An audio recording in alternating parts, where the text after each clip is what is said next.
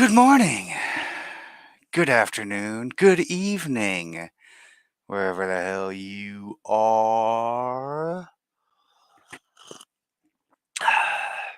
Welcome back to the 48 Laws of Power discussion series, Friday, early day edition.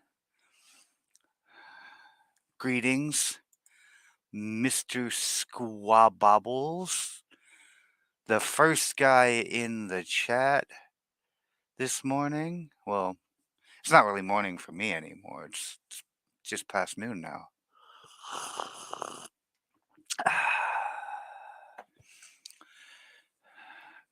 Coffee. I needed that. Okay, so YouTube is up. It says Rumble is going, but it hasn't gotten me out of my loop for the Rumble feed where it shows that little offline video and gotten into the. There we go. That's what I'm talking about. All right, cool. Everything's up. Everything's going. How is everybody doing today on this lovely frigid Friday? I know I'm doing swell, but I have a bit of a toothache. I almost canceled the show because I know some of the words I say involve in the manner of actually articulating them, jamming that tooth together with the one above it, which that can be excruciatingly painful. However,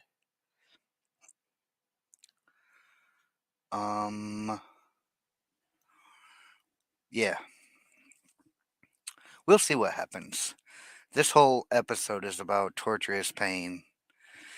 I don't think any of it has to do with torturing yourself, but we'll see. Oh, oh, hi, Squabble and Div over on the Rumble side. You can't see me because I'm waving, but I'm waving to you both. Good to see you both. Uh, so yeah, considering this is a episode about torture, I'll torture myself a little bit. If it gets too hectic, I might bring up the audiobook and make it read to you. No, I'm just kidding. I would never do that to you guys. I've read the audio, or I've listened to several chapters of the audiobook. It's a hard listen. It really is. Hello, Suze. Hello, Suze. Laws are really more like strong advice. Well, some of them are, and some of them aren't. Some of them are just really good ideas and rules of the game of power. They're not really strong advice. They're really just the way the game works. So it's like a rule in a game. Can you change the rules of games? Like, they're not the laws of nature. You can change the rules, but if you try to interpret the rules differently, then you end up with a skewed view of reality and you'll end up with a society not unlike the one we have right now, where nobody knows what the rules are anymore, and one half of the people get to make the shit up as they go along, and everybody else is just like, the fuck? Hmm. So, yeah, today we are going to discover each man's thumbscrew. Does anybody know how a thumbscrew works? It is a medieval device. It was designed for very unpleasant. I guess you could say that, Swab. You can make the case a skewed view of reality with skewed rules. Hold on, let me bring this up real quick. I got a show to do. Sorry, I made some last minute coffee, so I usually do my full setup of the stream within the last 5 minutes before I go live. But I was like, I really want some coffee, so We're gonna have a slow start. Bloop, beep, boop, boop.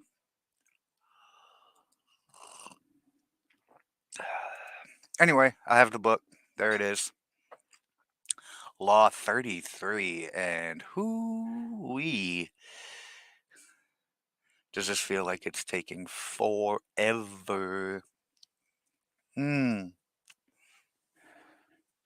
Bye, Dev.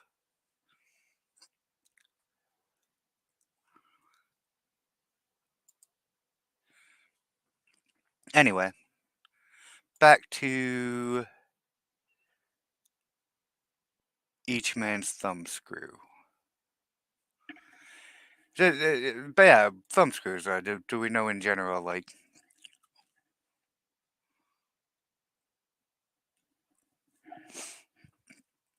what they were used for?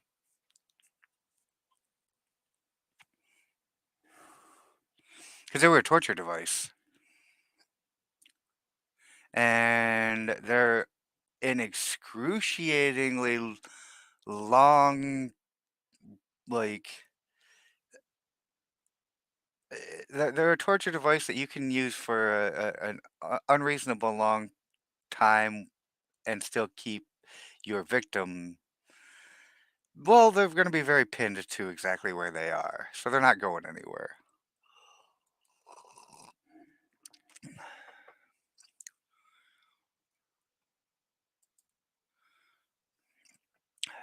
So let's get into the judgment, shall we? Everyone has a weakness, a gap in the castle wall. That weakness is usually an insecurity, an uncontrollable emotion or need. It can also be a small secret pleasure. Either way, once found, it is a thumbscrew you can turn to your advantage. We've all heard this before, haven't we? Like, find out your opponent's weakness and exploit it. That's why it says that in the case of incredibly strong men throughout history, people did not attack them directly. They would threaten their family or their children because they know, yeah, they don't care whether or not you kill them. But if you harm those close to them, that is their thumbscrew. And that's a lot of people's thumbscrew is do what you want to me, but do not hurt those that I love. Unfortunately, we're going to be exploring these weaknesses today and digging into it.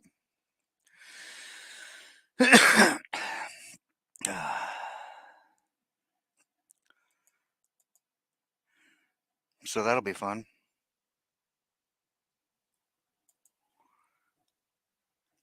Finding the thumbscrew, a strategic plan of action. Because not everyone's thumbscrew is the same, not everyone's weakness is the same. Discovering that is the first step. We all have resistances. We live with a perpetual armor around ourselves to defend against change and the intrusive actions of friends and rivals.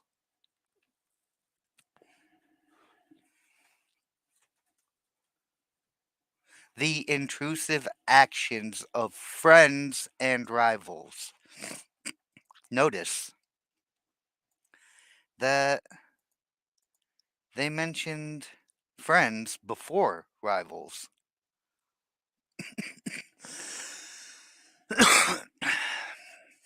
Because it is very often, at least has been often in my case,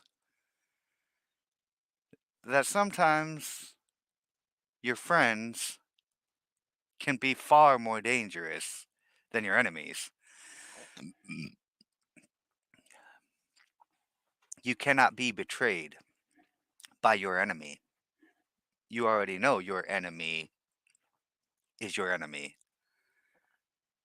You can only be betrayed by a friend, which is very dangerous because when it comes to someone we know and trust, we are often a lot less guarded with our weaknesses, and it gives them a lot more power to exploit. Morning, Firsty. Good to see you. You missed Div. She was here and then she left.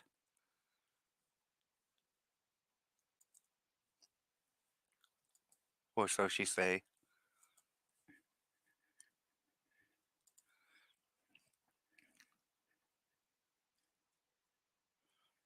We would like nothing more than to be left to do things our own way. Constantly butting up against these resistances will cost you a lot of energy. One of the most important things to realize about people, though, is that they all have a weakness, some part of their psychological armor that will not resist, that will bend to your will if you find it and push on it.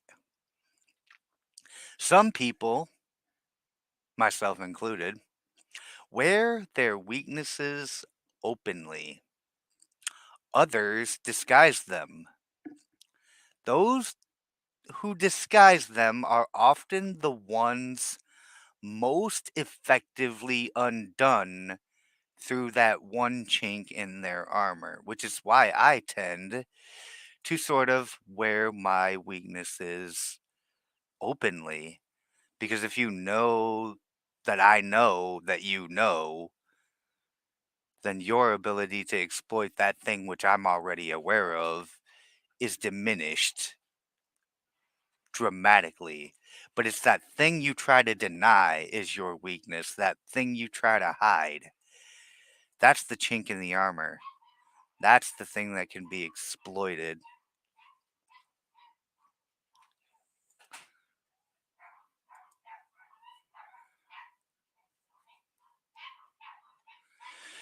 Pardon me, y'all.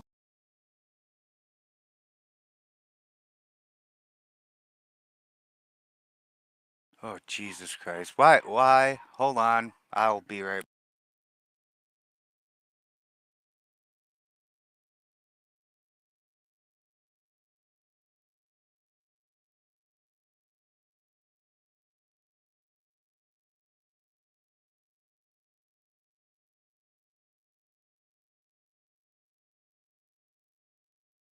Oh, for fuck's sake, is that annoying?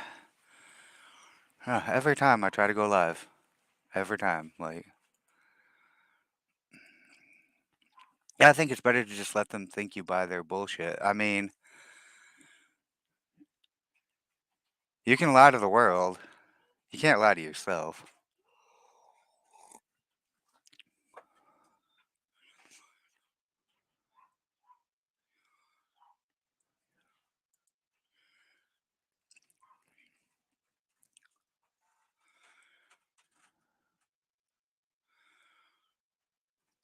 In planning your assault, keep these principles in mind. Number one, pay attention to gestures and unconscious signals. Hold on again.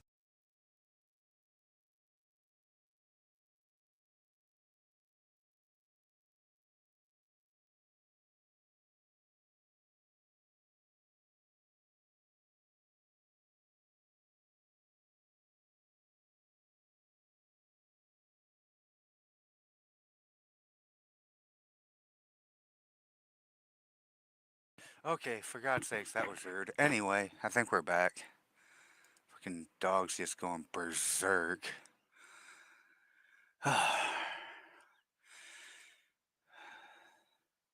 It's like how I flare my nostrils when I'm angry. Well, things of that nature. Yeah, you heard dogs barking. That's not bullshit. They just go berserk because I'm fucking live. Fucking lovely. Hey, who you talking to? Who you talking to? Who you talking to? Nobody. Oh, we hear you talking, talking to somebody. Anyway, as Sigmund Freud remarked, no mortal can keep a secret. If his lips are silent, he chatters with his fingertips. Betrayal oozes out of him at every pore. This is a critical concept in the searching for a person's weakness. It is revealed by seemingly unimportant gestures and passing words.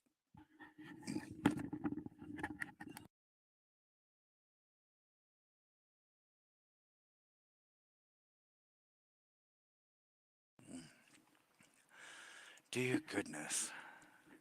I just have cats now.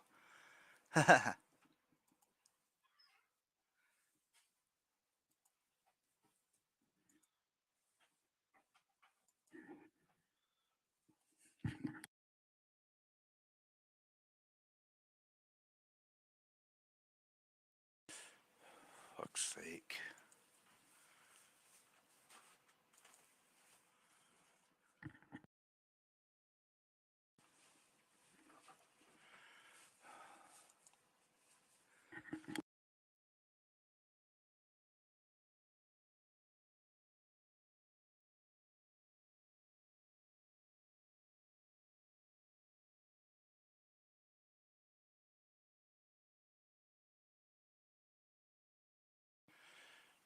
Apparently, it's just not the day, guys.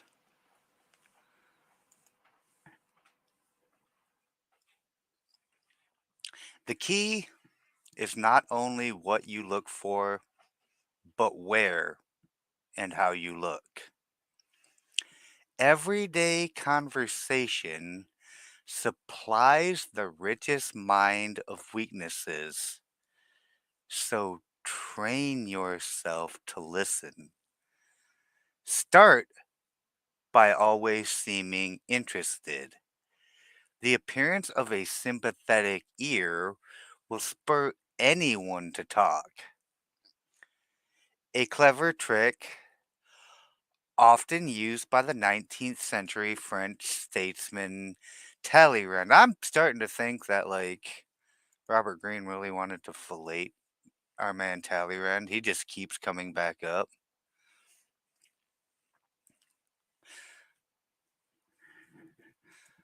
But yeah, I mean, what is the best way to get someone to keep fucking talking? Just keep acting interested. Act fascinated. Be fascinated. If you can truly commit to, like, being interested in what they're having to say and actively listening, they'll give you everything. And they won't even know they were giving it to you. However, the inverse of that, like, if you act like you don't want to hear anything someone has to say, you, why would they want to say anything? Just duh. I mean, this is a pretty straightforward concept.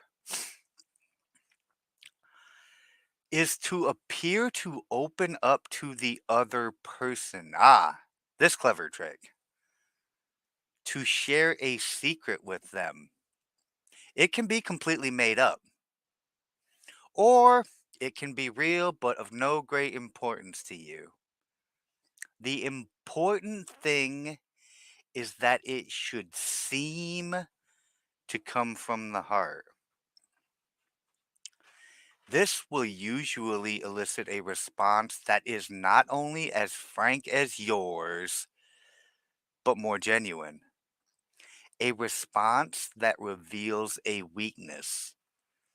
If you suspect that someone has a particular soft spot, probe for it indirectly.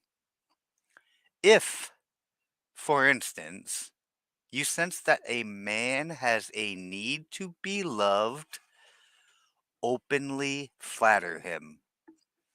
If he laps up your compliments, no matter how obvious, You are on the right track.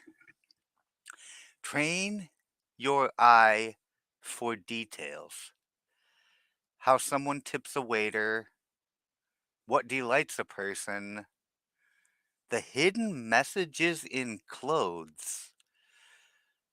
What do you mean by that? You can tell a lot about a person by how they dress.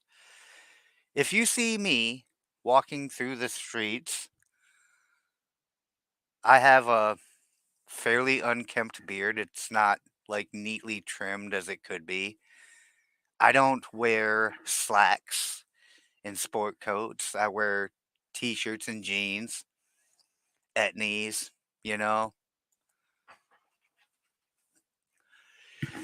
For fuck's sake!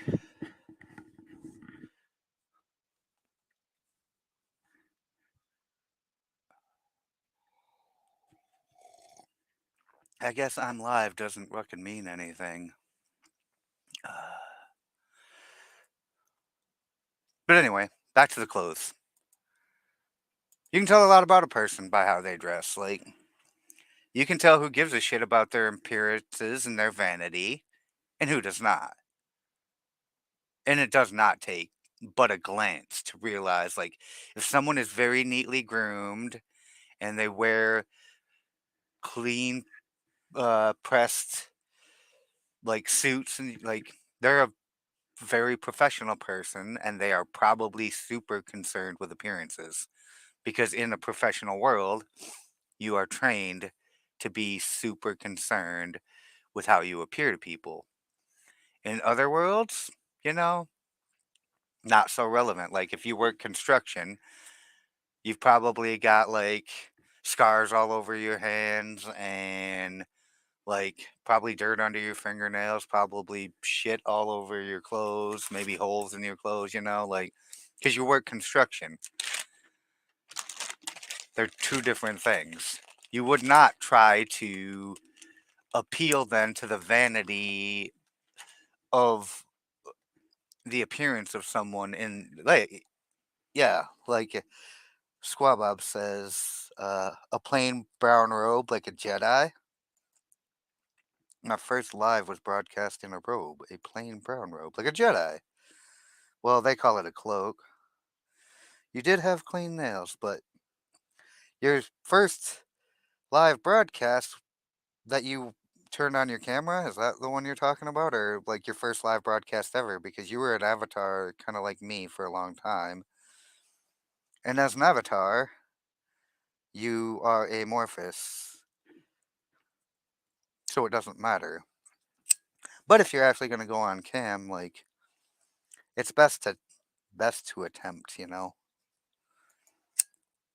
Sup, Frogget?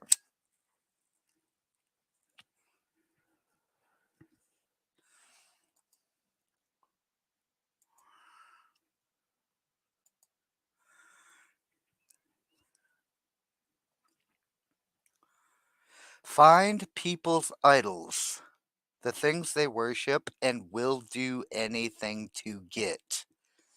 Some people idolize money. That's obvious. Some people idolize fame. Some people idolize influence and power. Some people idolize their family. Find out what these things are.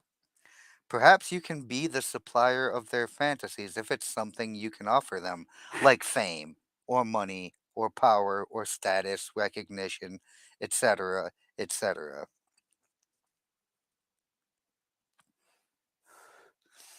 As a Fed, we have to be really good at gaining the trust of our informants. I usually just wear my militia uniform everywhere I go. Firsty, you're a crazy guy. I love you, though. Some folks even idolize Darth. This is what we in the industry call bullshit. It's a false equivalent fallacy. I'm not going to explain to you how. It's bullshit. Nobody. If you are wise, don't idolize me. Because if you were to idolize me, I would tell you to give that glory to the Lord Himself. because I don't idolize me. I worship the Lord.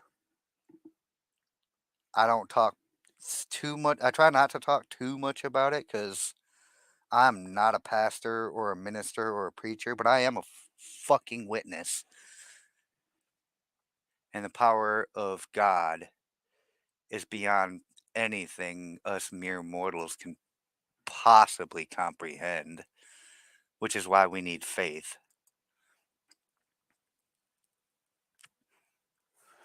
Remember, since we all try to hide our weaknesses, not all of us, there is little to be learned from our conscious behavior. What oozes out in the little things outside our conscious control is what you want to know. So if you're trying to get information out of somebody and you're asking seemingly innocuous questions, or maybe even you're asking quote unquote the hard questions, don't listen to what they say. Watch how they react.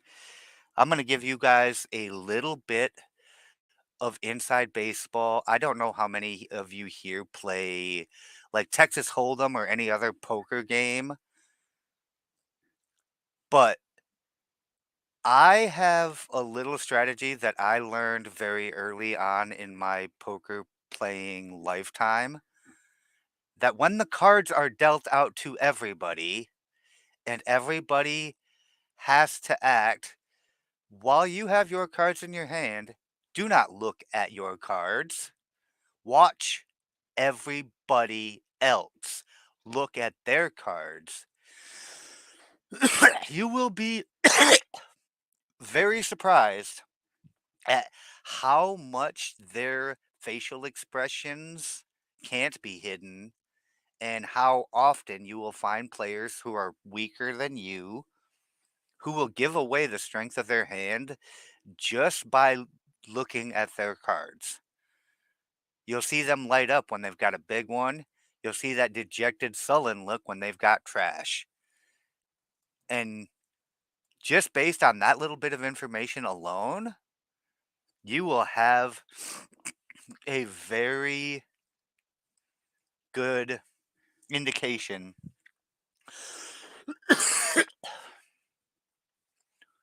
of where they're at in the hand.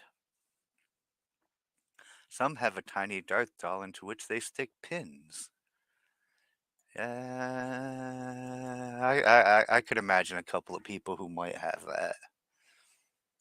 Although I shouldn't be nearly important enough to those people to do such a thing, but good ones will have shit but smile like they have. Yeah, I mean, I'm not saying that this works with great players because great players know this trick as well. Yeah, but a lot of the players that I've played with in my experience, they're not good players. They fancy themselves good players, but they're terrible. Which is my favorite kind of player to play against, is the guy who thinks he's good, but actually has no real idea what he's doing. He may have just like had some decent luck at some point. Those players usually make a big score or two or go on a good run, and then they usually end up going broke in the long term. But this is basically what this law is indicating, because they don't want you to pay attention to what they say. If you want to understand, like, look for the nervous laughter, the look away when you ask a question. There are a lot of things that the FBI and the profilers use as indicators on whether or not someone is being dishonest. Like, I heard that if you ask somebody a question and they look up and to the left, they are trying to recall the truth. If they look down and away to the right, they are trying to fabricate a lie. I don't know exactly what the percentages on that little unconscious tick are,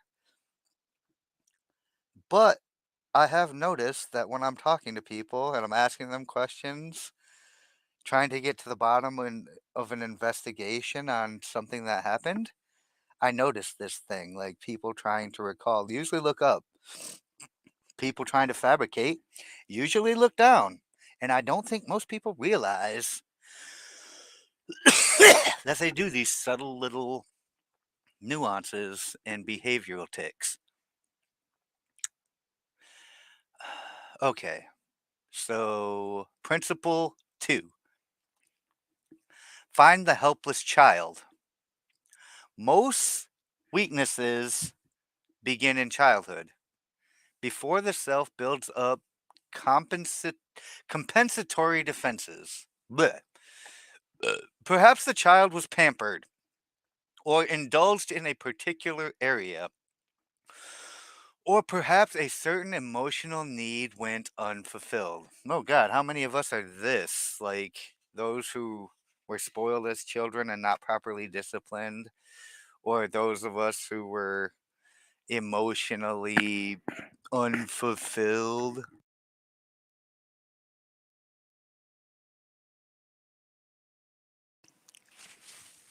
As he or she grows older, the indulgence or the deficiency may be buried but never disappears.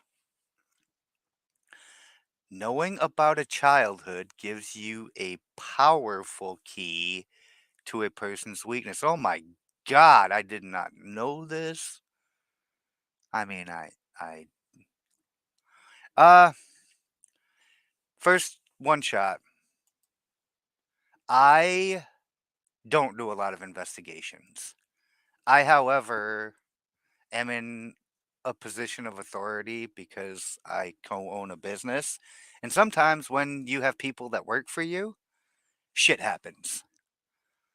And when shit happens and you don't know exactly who did the shit that happens, you have to investigate the shit.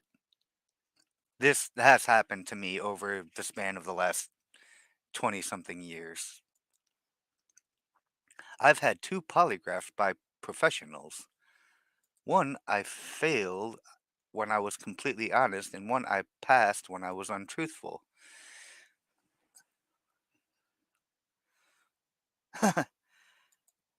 I just drink and spit like something went down wrong. Yeah, that's a good misdirect play.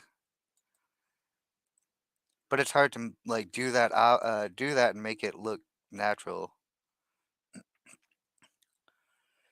Yeah, no, I'm not a Fed though. It's hard to trick me into admitting something that is patently false. One sign of this weakness is that when you touch on it, the person will often act like a child.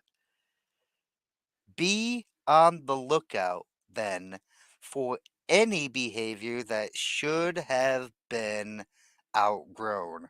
Well, this is a lot less fucking useful in current year than it may have been back when people used to fucking grow up. Castro, my dude, what's up? Did I say hello to Castro? I don't know.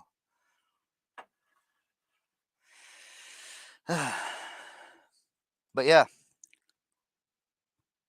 if you don't thumbs up this broadcast, no, if you don't thumbs up this broadcast, I'll put your thumbs in the screws next.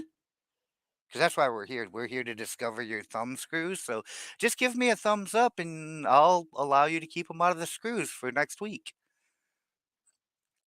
I'm just kidding. I won't put you in thumb screws. But if you don't want thumb screws, give me a thumbs up, y'all.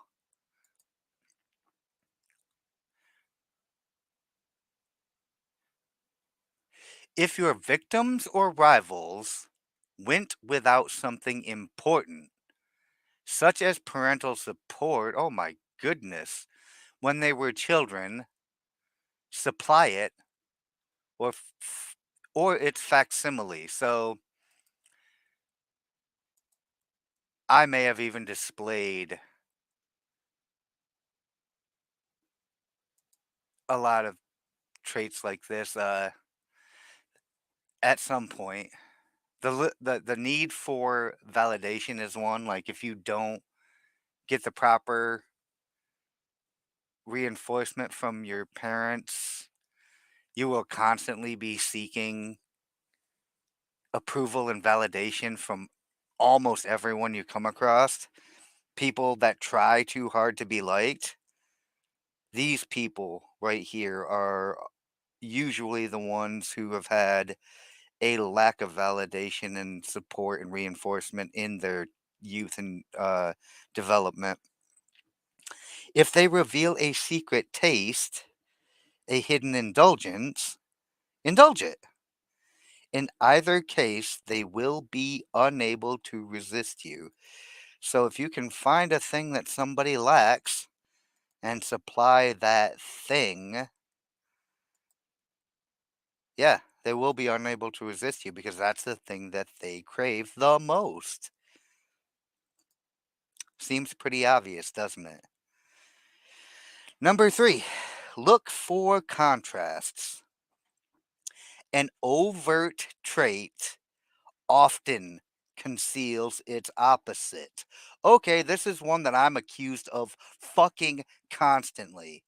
And it really does fucking irritate me most of the time. When I tell people, yeah, I'm an asshole, and everybody's like, oh no, I know the real you, you're actually a sweetheart, and this and that. And I'm like, bitch, please. What I mean by I'm an asshole is I'm usually just very upfront, very frank, and blunt about my opinions. I tend not to sugarcoat my words most of the time. I know that sometimes softening the message and softening the language is necessary if I'm going to get anywhere with it, but usually I find it more counterproductive because, well, when I say, would you politely go away, it doesn't have the same effect as when I say, hey, fuck off and get the fuck out. These two things say the same thing. Message is conveyed very differently, thus making it a very different message. And that's the difference. And this is one that I'm constantly because everybody thinks that, oh, I'm such a nice person, I'm such a softie, and I care so much. I do in some cases. In a lot of cases, I just don't. People who thump their chests are often big cowards. Ooh, you know that one, the Chihuahua, right? Like the all bark, no bite guy. I've been accused of that as well. Yes, my name is not really Frank, by the way. Thank you, Swab. Oh, and for the four of you sitting over on my YouTube, there's 17 people, including everybody that's watching on YouTube, hanging out over in my Rumble chat. The party's over there, y'all. So if you're wondering, like, where all these messages that I keep reading are, they're on the Rumble side. Go, go now and check out my Rumble stream. I will post it right here in the chat. The link to the stream on Rumble side, because that's where the party is. So if y'all want to be a part of that, it's over there. Yeah, FooTube and fuck YouTube.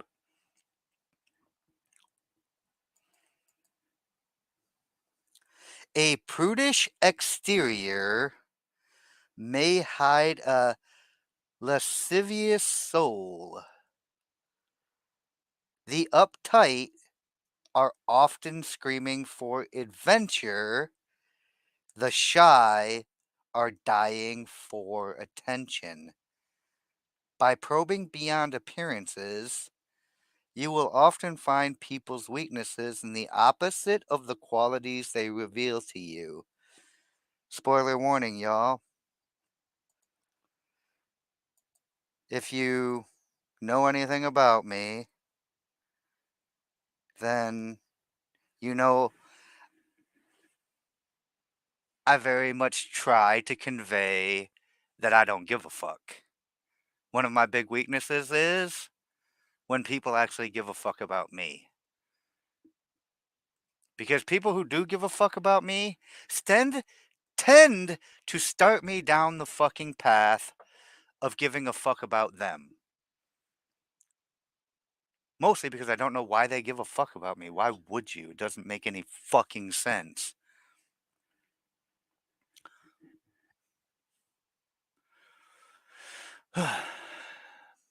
So that's part of how I'm got in that regard.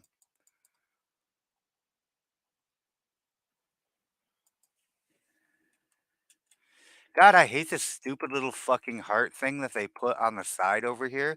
I'm trying to pin this message, but I can't even click on the message to pin it because this stupid little heart thing is like, but you got just have these stupid little emojis that aren't actually anything. Like, get rid of this shit, YouTube. Fuck off. God, I can't even pin this fucking link because fucking chat feature has been so fucking gayed out.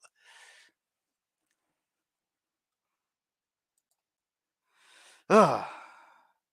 Find the weak link. Principle number 4. Sometimes in your search for weaknesses, it is not what but who that matters. In today's versions of the court, there is often someone behind the scenes who has a great deal of power. When they say today's versions of the court, they mean the government.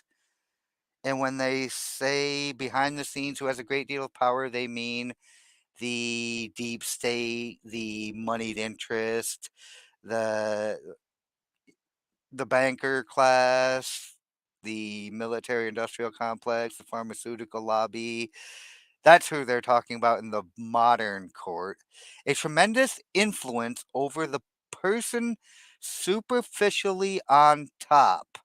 That would be our president, puppet in chief, Commander Joseph Biden.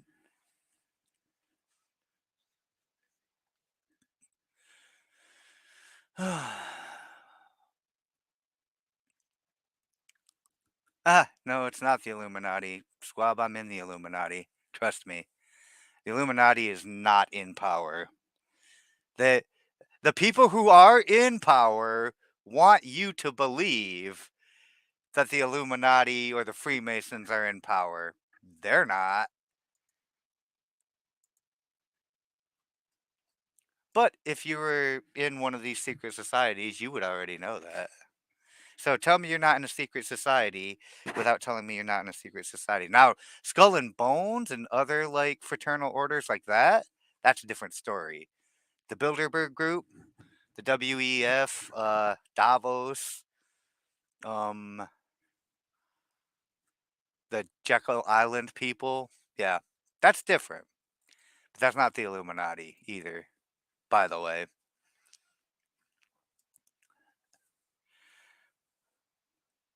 These behind the scenes power brokers are the group's weak link. Oh, win their favor and you indirectly influence the king. Alternatively, even in a group of people acting with the appearance of one will, as when a group under attack closes ranks to resist an outsider. So we saw this most chiefly in modern history when everybody in this country put their differences aside on September 12th, 2001, to go kill people in a foreign desert that we had no fucking business being in. But man, did they manage to close all our ranks and push us to resist the outsider. There is always a weak link in the chain. Find the one person who will bend and or break under pressure. Usually bend is better than break because once you break somebody, you can't uh break them.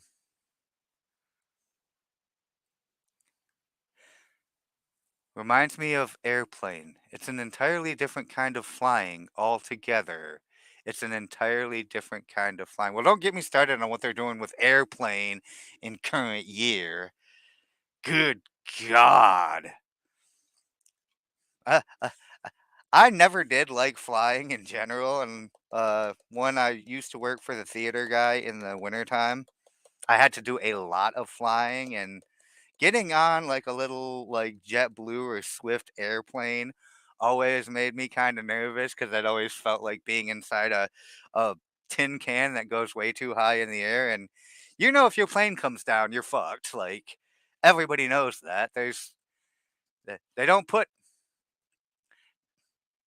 tell me you're not in a secret society without telling me you're not in a secret society, Cass. So you missed the second part of the statement. But anyway, yeah, JC has propellered. I can tell. I mean, flying in a helicopter, and that's a completely different kind of flying, in my opinion.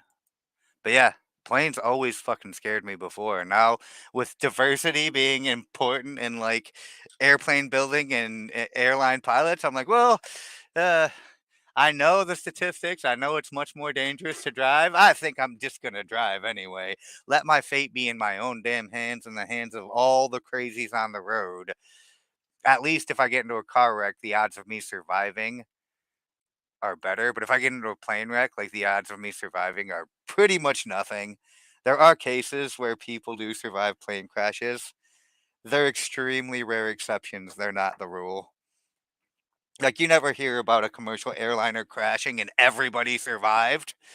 But you've heard plenty of stories about commercial airliner crashes, everybody dies. Okay, what is this? Concept 5 now? Fill the void.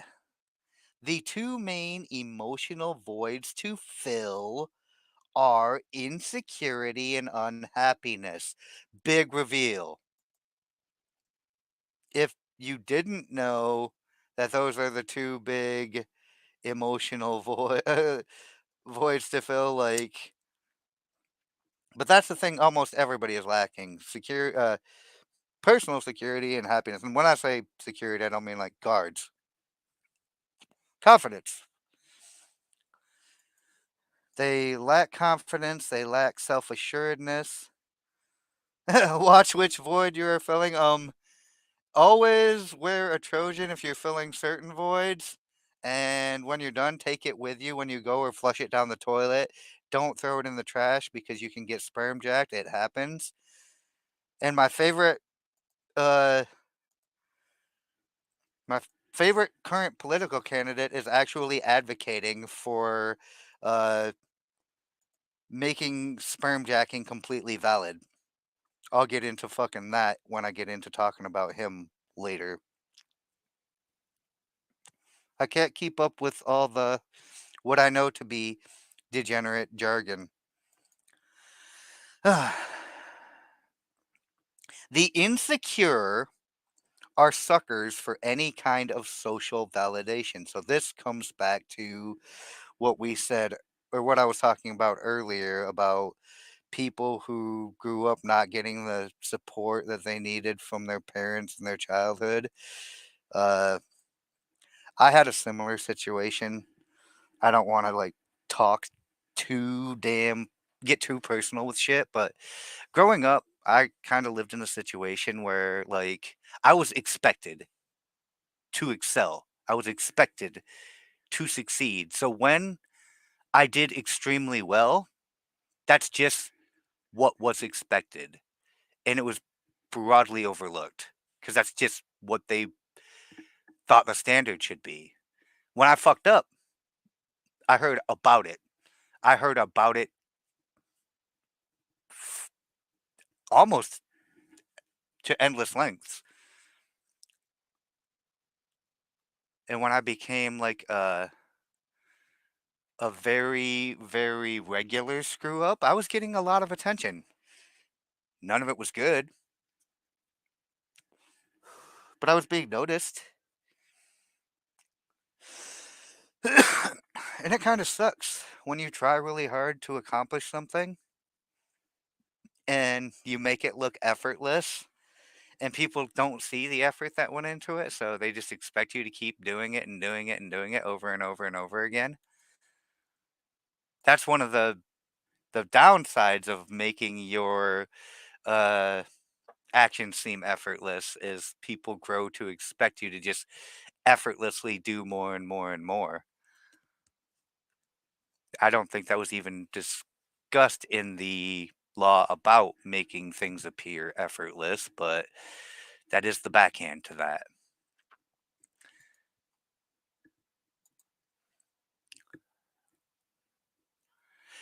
As for the chronically unhappy, look for the roots of their unhappiness.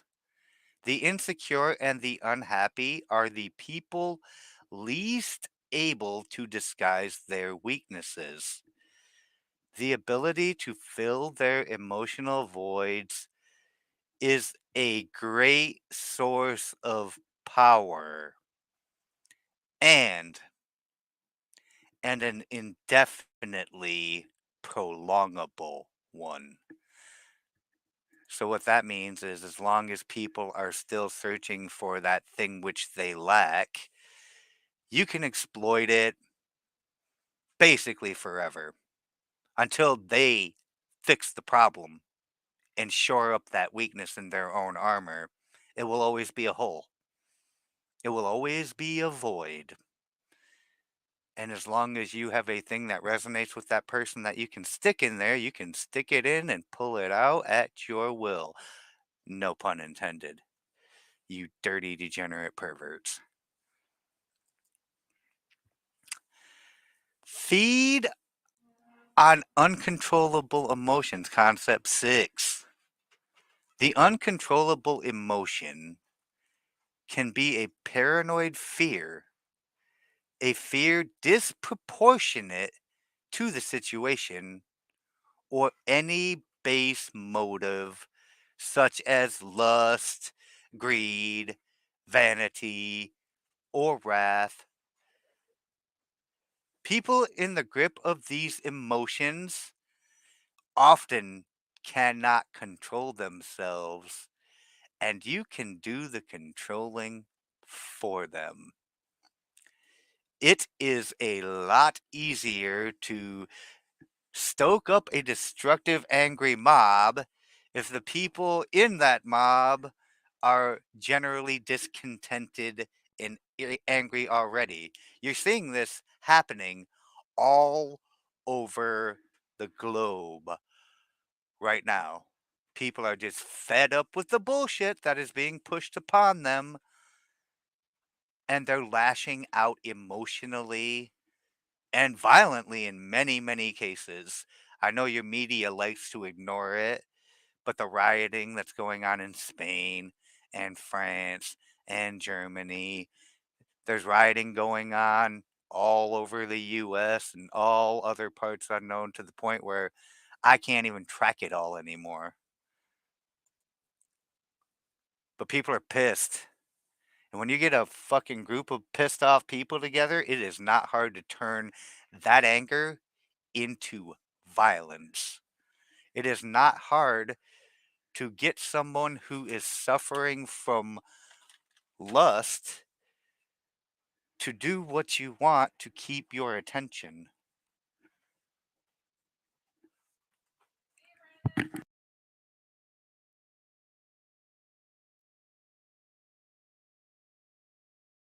Fucking A. My sister, who had the cat, just stopped by. I think she came to grab some things, so that's what's been going on here. Jesus, why are they doing these stupidly? These inserts are so bad. I'm not reading any of them today because, like, I looked at them and I'm just like, why couldn't you have fixed this when you put it in? Since we got 6 laws, we got or 6 concepts, we're gonna have 6 observances of the law, I'm sure. So I'm probably not going to get too deep into these because there's just so fucking much But let's get into observance one. And I fucking hate Robert Greene keep using the goddamn French as fucking reference point. I don't speak fucking surrender monkey, Rob. There were other great empires like the Romans or anybody, literally the fucking Han Chinese. Stop using the French. I know you already wrote the book, so it's moot to bitch at this point, but God, it's irritating. Sorry, y'all. I'm, I'm, I'm irritated. In 1615, the 30-year-old Bishop of Lucon, later known as Cardinal Richelieu, well, we've heard of this guy before, gave a speech before the representative of the three estates of Surrender Monkey: clergy, nobility, and commoners. So the church, the crown, and the people. Richelieu had been chosen to serve as the mouthpiece for the clergy, an immense responsibility for a man still young and not particularly well known. On all of the important issues of the day, the speech followed the church line, which is exactly how these mouthpieces do in current time. They trot them out there and they fucking spout the approved narrative, and anybody who challenges the approved narrative, they don't really argue with them anymore. They just call them a racist and try to shout them down because they don't actually have good arguments founded in reality. Their arguments are largely based on like faith and bullshit. Like when they say that the climate cult is actually a cult, it behaves like a religion, but it does not withstand the test of time. And you have to take basically all their words on faith because, well, they don't actually have any good evidence to support any of the bullshit they're trying to sell you. And even if they did, the answer is never going to be we need more communism. That doesn't actually help the environment at all, making everybody dirt farmer poor. But near the end of it, Richelieu did something that had nothing to do with the church and everything to do with his career. He turned to the throne of the 15-year-old King Louis the 13th and to the Queen Mother Marie de Medicis, who sat beside Louis as the regent ruling France until her son reached his majority. Okay, queen regents is a practice that never should have been engaged in. Women shouldn't have been rulers back then. They shouldn't be rulers now. They're not capable or responsible. Yada yada. You've all heard it before. Everyone expected Richelieu to say the usual kind words to the young king. Instead, however, he looked directly at and only at the Queen Mother. Indeed, his speech ended in long and fulsome praise of her, praise so glowing that it actually offended some in the church. But the smile on the Queen's face as she lapped up Richelieu's compliments was unforgettable. Okay, so we know exactly what Richelieu is playing at here. He is trying to manipulate the source of power, not where it will be, but where it currently is. And he has found a weakness in the king's armor, which is that of his mother. A year later, the Queen Mother appointed Richelieu Secretary of State for Foreign Affairs. An incredible coup for the young bishop. He had now entered the inner circle of power, and he studied the workings of the court as if it were the machinery of a watch. An Italian, Concino Concini, what the hell kind of name, was the Queen Mother's favorite, or rather her lover, a role that made him perhaps the most powerful man in France. Concini was vain and foppish, and Richelieu played him perfectly, attending to him as if he were the king. Oh my goodness. Within months, Richelieu became one of Concini's favorites. But something happened in 1617 that turned everything upside down. The young king, who up until then had shown every sign of being an idiot, had Concini murdered and his most important associates imprisoned. In doing so, Louis took command of the country with one blow, sweeping the Queen Mother aside. Checkmate, bitch.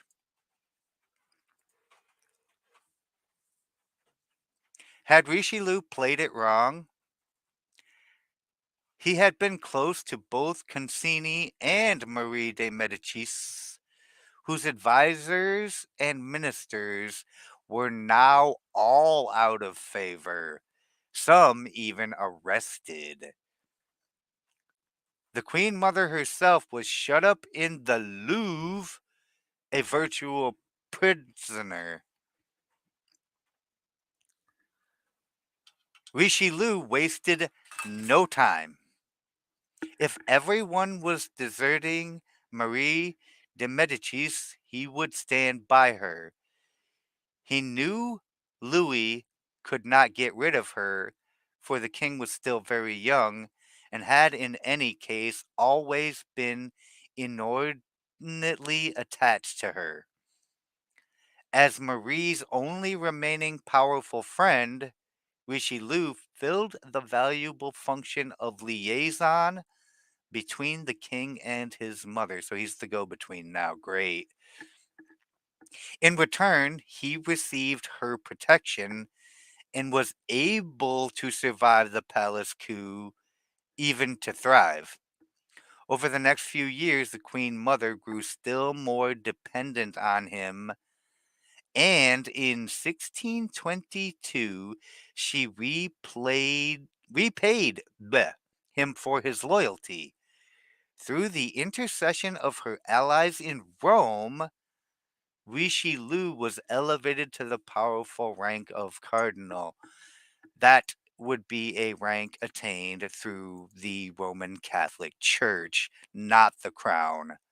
So she used her connections with the church to elevate his position.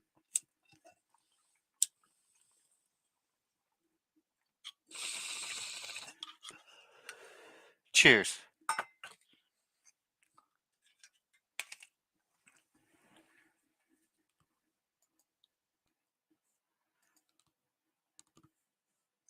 In 1623, King Louis was in trouble. He had no one he could trust to advise him, and although he was now a young man instead of a boy, he remained childish in spirit, and affairs of state came hard to him. Now that he had taken the throne, Marie was no longer the regent and, theoretically, had no power. But she still had her son's ear, and she kept telling him that Richelieu was his only possible savior. Eh, eh, red flag alert. Red flag alert.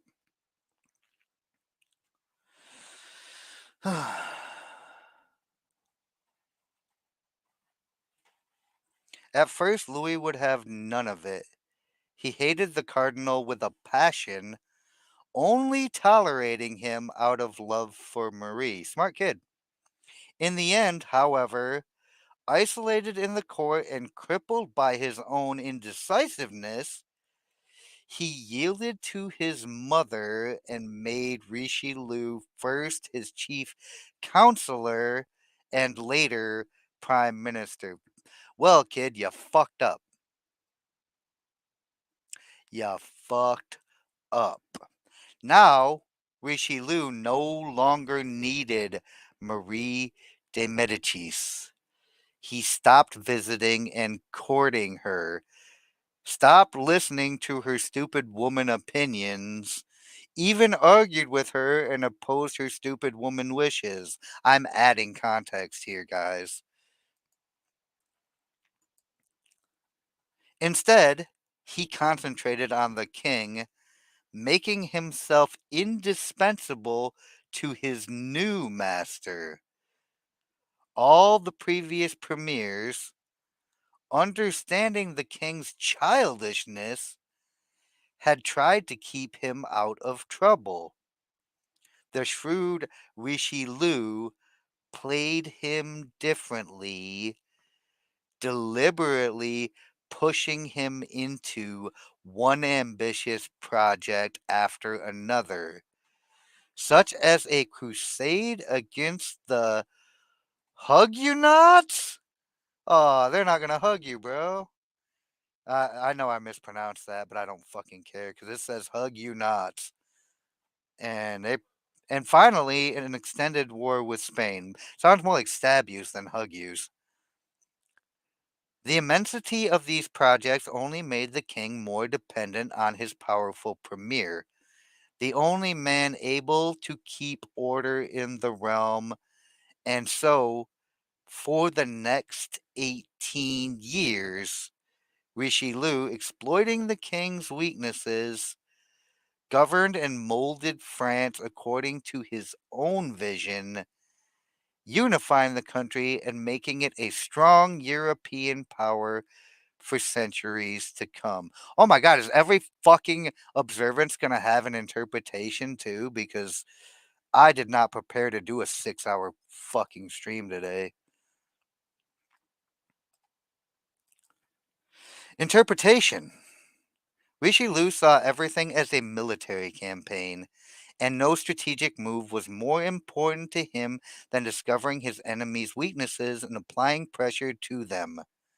As early as his speech in 1615, he was looking for the weak link in the chain of power, and he saw that it was the Queen Mother. Not that Marie was obviously weak. She governed both France and her son. But Richelieu saw that she was really an insecure woman who needed constant masculine attention.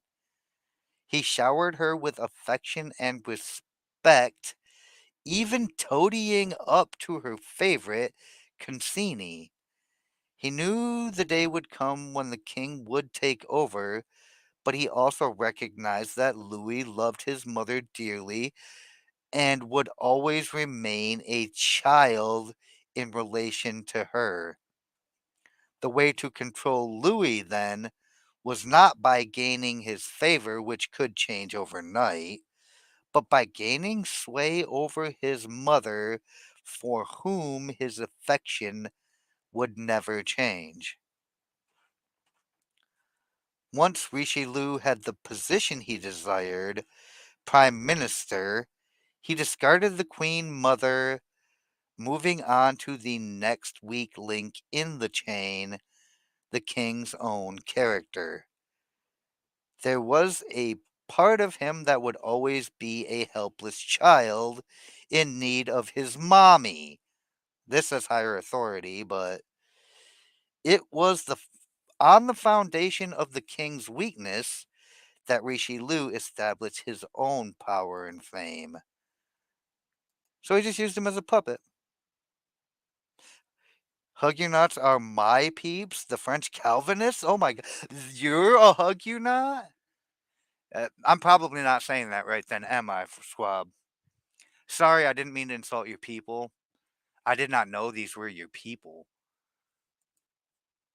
We can't talk about who my people are because my people came from the country that was led by the tiny mustache man. And we are on YouTube.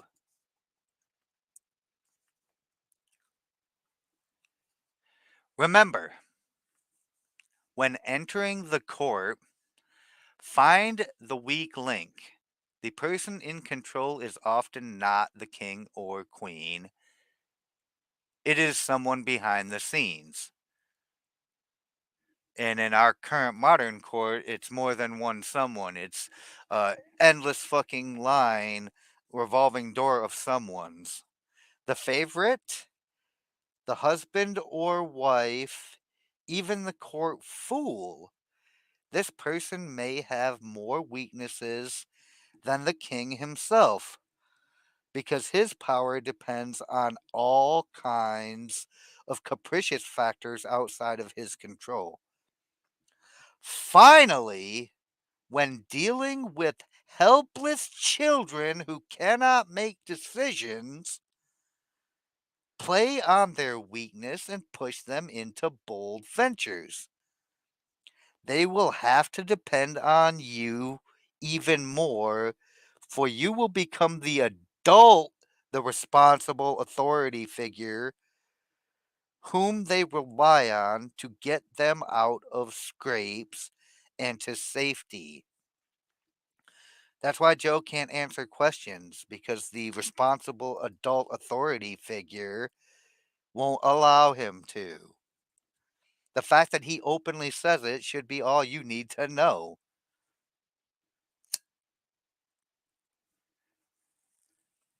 Jesus, and the punches are stupid fucking long as well. Okay, let me just. I haven't looked forward on this. Yup, observance 3. Yup, super long punching. Yup, observance 5. Yup, yup. Fuck this. I'm not doing all this today. This is fucking ridiculous. We literally just got through the first one.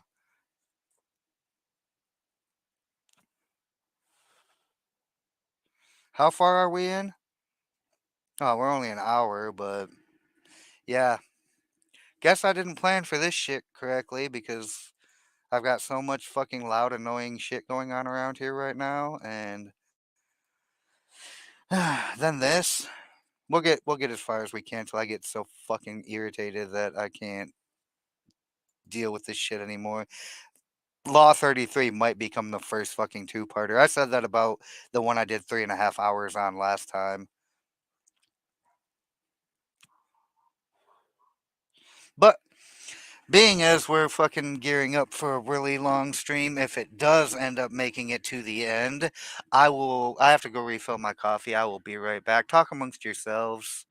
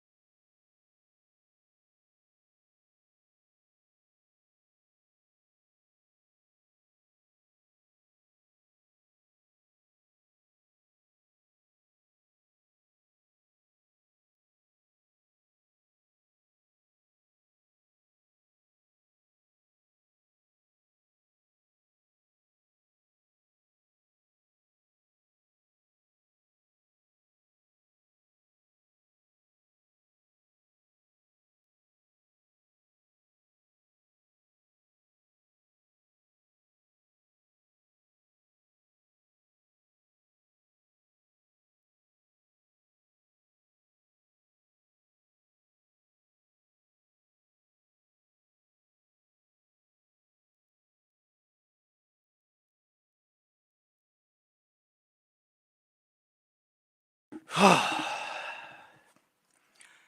irritation levels are rising. Hey, T3. Good to see ya. Thanks for stopping in and dropping a like. Hope you had a good stream. Seemed pretty decent from the bit of it that I did catch. Also, good afternoon, Cat Ninja and Great Liquor over on the Rumble side. Fuck's sake.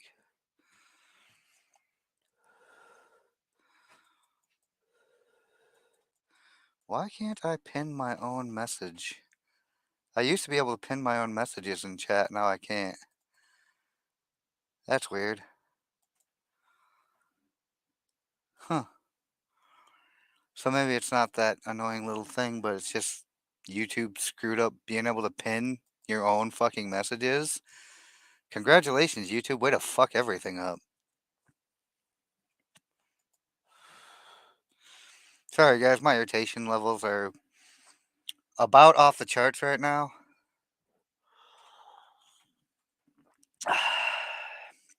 In December of 1925, guests at the swankiest hotel in Palm Beach, Florida, watched with interest as a mysterious man arrived in a Rolls Royce, driven by a Japanese chauffeur.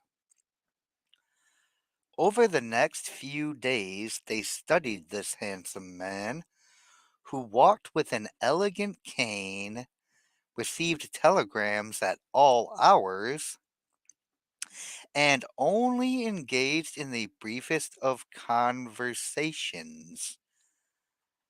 He was a count, they heard. Count Victor Lustig.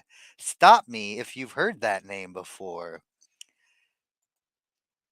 Can anybody in the chat tell me where we have heard the name Victor Lustig before? Does anybody remember who this guy is? I'll wait for a few to see if the rumble delay. What is Victor Lustig famous for?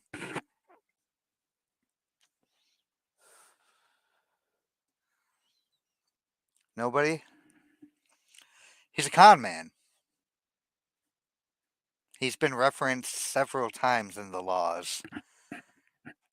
He's a con man. And he came from one of the wealthiest families in Europe. But this was all they could find out. Imagine their amazement then when Lustig one day walked up to one of the least distinguished guests in the hotel, a Mr. Herman Lawler, L-O-L-er, head of an engineering company, and entered into conversation with him. Lawler had made his fortune only recently, and forging social connections was very important to him. Oh my goodness, you're going to get rolled, my dude. He felt honored and somewhat intimidated by this sophisticated man who spoke perfect English with a hint of a foreign accent. Spoiler warning, there's a reason for that. Over the days to come, the two became friends. Lawler, of course, did most of the talking, and one night he confessed that his business was doing poorly with more troubles ahead. In return, Lustig had confided in his new friend that he too had serious money problems. Communists had seized his family estate and all its assets, as they do. He was too old to learn a trade and go to work. Luckily, he had found an answer: a money making machine. You counterfeit? Lawler whispered in half shock. No, Lustig replied, explaining that through a secret chemical process, his machine could duplicate any paper currency with complete accuracy. So the secret chemical process he's referring to is counterfeiting. Put in a dollar bill, and 6 hours later, you had two, both perfect. He proceeded to explain how the counterfeiting machine had been smuggled out of Europe, how the Germans had developed it to undermine the British, how it had supported the Count for several years, and on and on. No, man, my man's was dead on about you. Yeah, the Lustig fellow again, Shy. It seems that everybody in chat forgot that this dude is just a fucking con artist.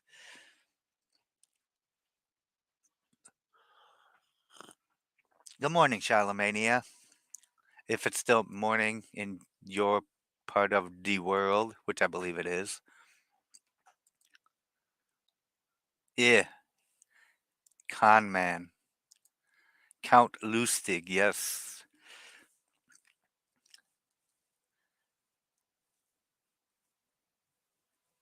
When Lawler insisted on a demonstration, the two men went to Lustig's room, where the Count produced a magnificent mahogany box fitted with slots, cranks, and dials. Lawler watched as Lustig inserted a dollar bill in the box. Sure enough, early the following morning, Lustig pulled out two bills, still wet from the chemicals. Lustig gave the notes to Lawler, who immediately took the bills to a local bank, which accepted them as genuine. Now, the businessman feverishly begged Lustig to sell him a machine. The Count explained that there was only one in existence, so Lawler made him a high offer: $25,000. Then a considerable amount, more than 400,000 in today's terms. Keep in mind, this book was written in the 90s. So if you add current rate of inflation to the equation, you can take that 400,000 and make it something roughly in the range of, I would say, 1.2 to 1.3 million. That's how much we've been suffering under inflation over the last 3 decades. Even so, Lustig seemed reluctant. He did not feel right about making his friend pay so much. Yet, finally, he agreed to the sale. After all, he said, I suppose it matters little what you pay me. You are, after all, going to recover the amount within a few days by duplicating your own bills. Making Lawler swear never to reveal the machine's existence to other people, Lustig accepted the money. Later the same day, he checked out of the hotel. Can anybody guess what happened next? Yes, I believe that this book was actually published in 1993, Shilomania. Robert Greene has his own YouTube channel, so the author is still very much alive. But can anybody guess what happens next after he sells him the magic counterfeiting box and then leaves immediately? Yeah. Yeah, I bet you can guess. I bet you exactly what you think is going to happen is exactly what happens.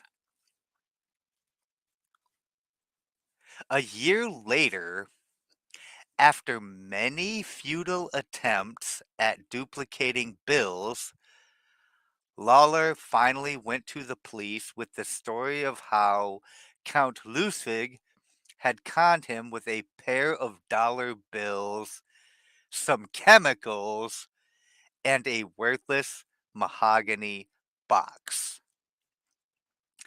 Interpretation: Count Lustig had an eagle eye for other people's weaknesses. He saw them in the smallest gesture. Lawler, for instance, over-tipped waiters, seemed nervous in conversation with the concierge, talked loudly about his business. His weakness, Lustig knew, was his need for social validation and the respect that he thought his wealth had earned him. He was also chronically insecure. Lustig had come to the hotel to hunt for prey. In Lawler, he honed in on the perfect sucker, a man hungering for someone to fill his psychic voids.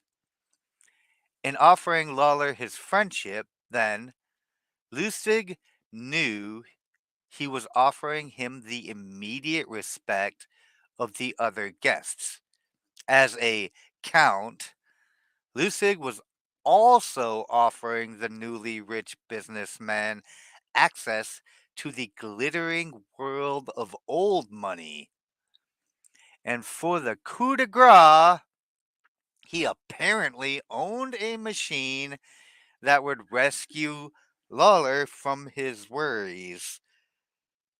It would even put him on a par with Lustig himself, who had also used the machine to maintain his status. No wonder Lawler took the bait.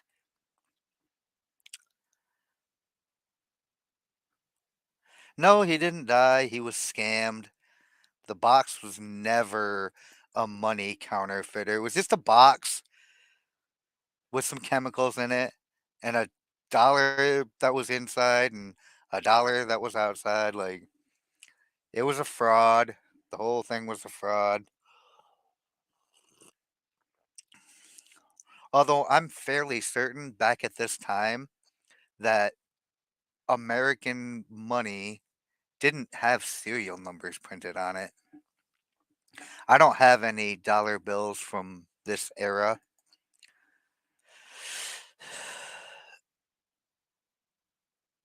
But I don't think they had serial numbers, so making them identical was not freaking hard. 98, okay. I thought 93, but threes and eights look the same to me. I knew it was in the 90s, like, it might be 98. Remember, when searching for suckers, always look for the dissatisfied, the unhappy, the insecure. Such people are riddled with weaknesses and have needs that you can fill. Their neediness is the groove in which you place your thumbnail and turn them at will. Yep, they're going to give us an observance for every single concept of power, guys. Observance 3. In the year 1559, the French king Henry II died in a jousting exhibition.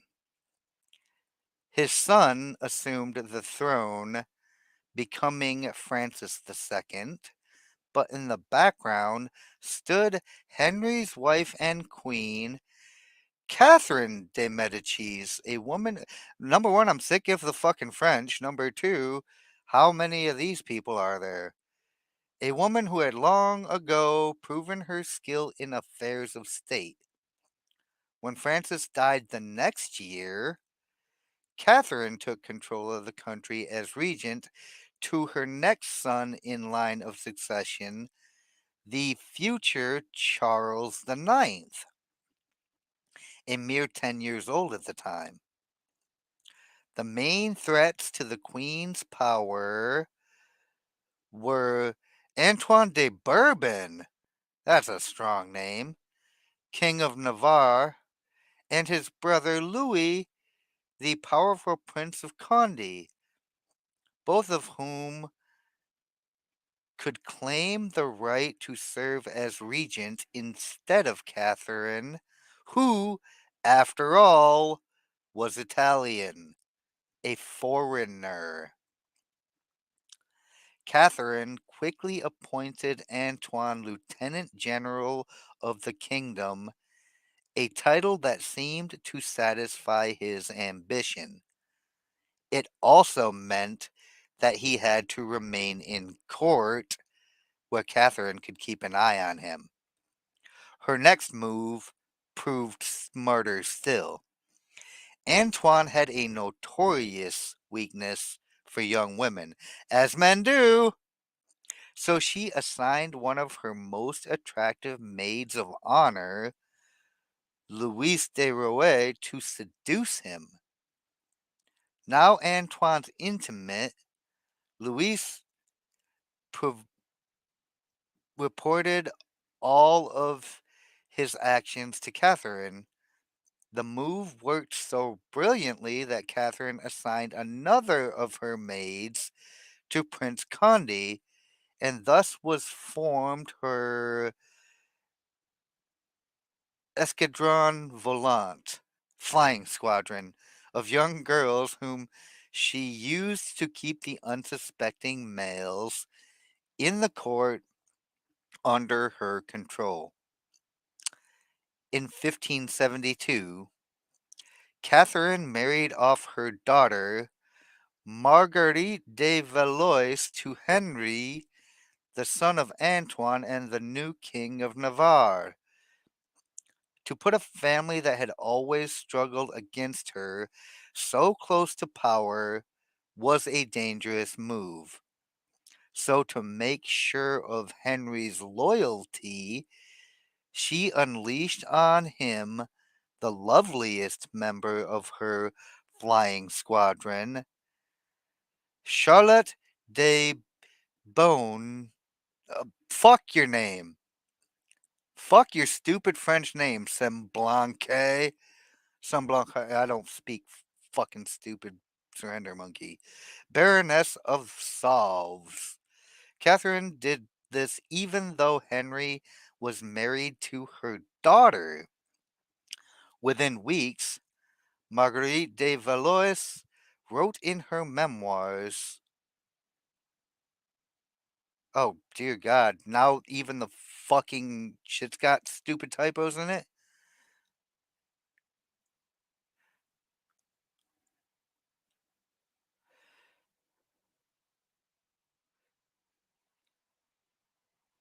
Oh shit, I can't even fucking track this.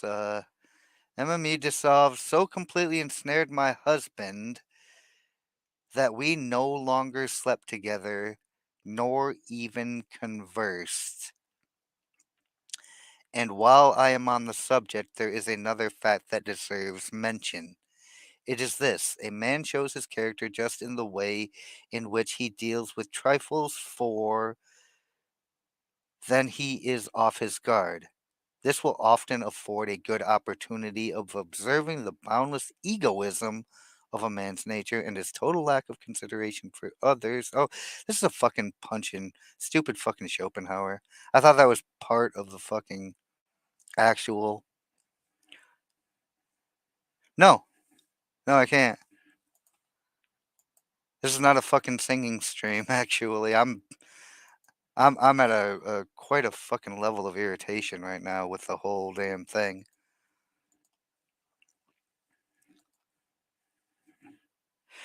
The Baroness was an excellent spy and helped to keep Henry under Catherine's thumb. When the Queen's youngest son, the Duke, grew so close to Henry that she feared the two might plot against her, she assigned the Baroness to him as well. This most infamous member of the flying squadron quickly seduced Alencon, and soon the two young men fought over her, and their friendship quickly ended, along with any danger of a conspiracy.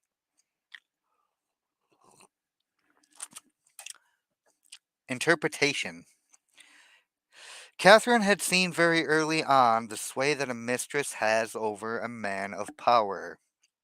Her own husband, Henry II, had kept one of the most infamous mistresses of them all, Diane de Poitiers. What Catherine learned from the experience was that a man like her husband wanted to feel he could win a woman over without having to rely on his status. Oh, she loves me for who I am. Bullshit! Which he had inherited rather than earned. And such a need contained a huge blind spot. As long as the woman began the affair by acting as if she had been conquered, the man would fail to notice that as time passed, the mistress had come to hold power over him, as Diane did over Henry. It was Catherine's strategy to turn this weakness to her advantage, using it as a way to conquer and control men. This has been women's ultimate power forever.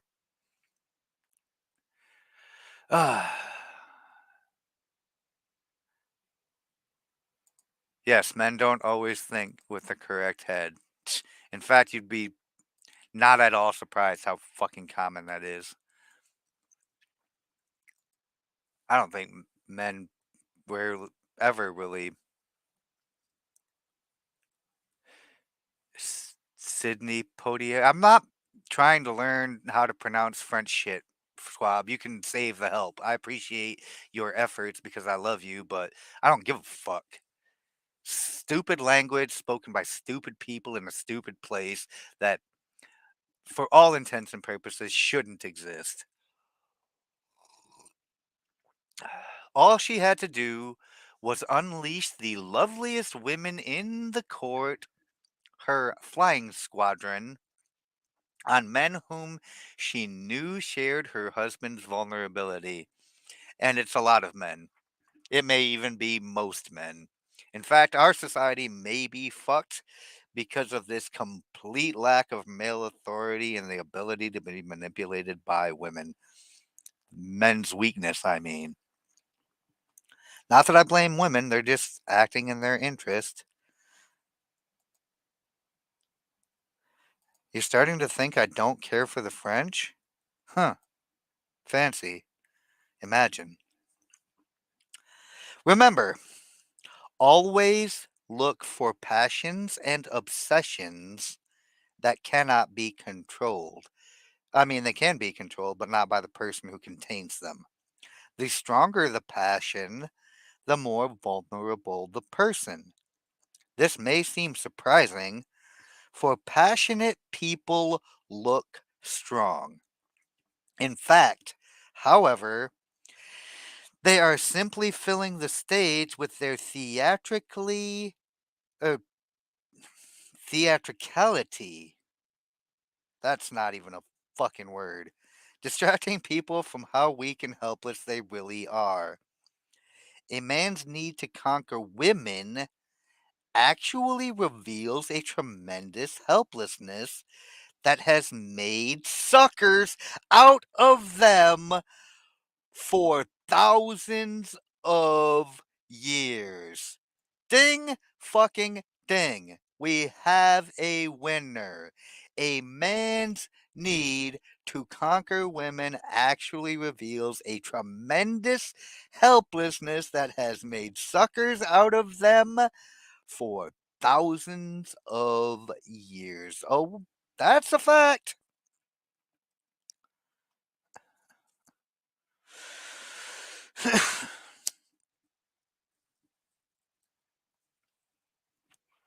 You know, cool frog, some folk call the French frogs, right? Why do they call the French frogs? Is it because they eat frog legs in France? Well, that won't be a problem soon, Firsty. First they came for the frogs, made them gay. I don't like them putting chemicals in the water that turn the friggin' frogs gay. Do you understand that?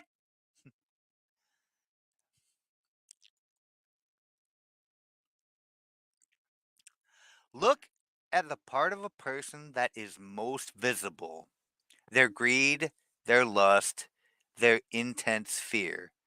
These are the emotions they cannot conceal, and over which they have the least control. And what people cannot control, you can control for them. There you go. These things can be controlled. It's not by the person who possesses them.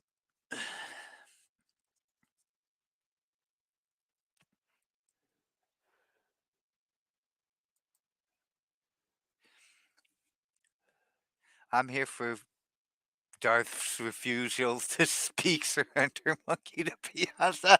Uh, well, if that's why you've come, congratulations. Today is the day to be here. Sorry that my irritation is showing so clearly, y'all. I should have just fucking canceled the show. I got a toothache that's fucking making every little tiny minor irritation a blown out of proportion, just giant fucking annoyance.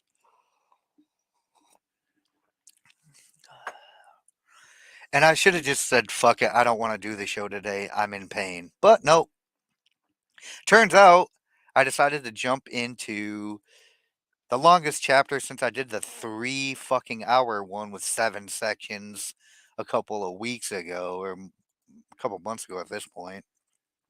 Hmm. At least I'm not reading all this bullshit. Observance 4. Arabella Huntington, wife of the great late 19th century railroad magnate Collis P. Huntington, came from humble origins and always struggled for social recognition among her wealthy peers. When she gave a party in her San Francisco mansion, few of the social elite would show up.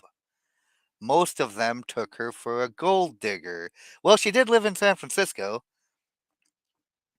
Not their kind. Because of her husband's fabulous wealth, art dealers courted her, but with such condescension, they obviously saw her as an upstart. Only one man of consequence treated her differently: the dealer Joseph Duveen. Another fucking name we've heard before. Okay, go Hagen. Uh, I will say that at the time that this happened, it was actually the gold capital of like America.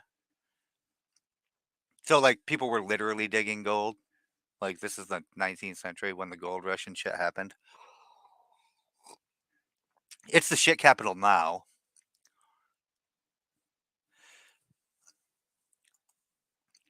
Yeah, drilled and filled and like I'm not even gonna get into the issue with this tooth right now. There's more to it than that.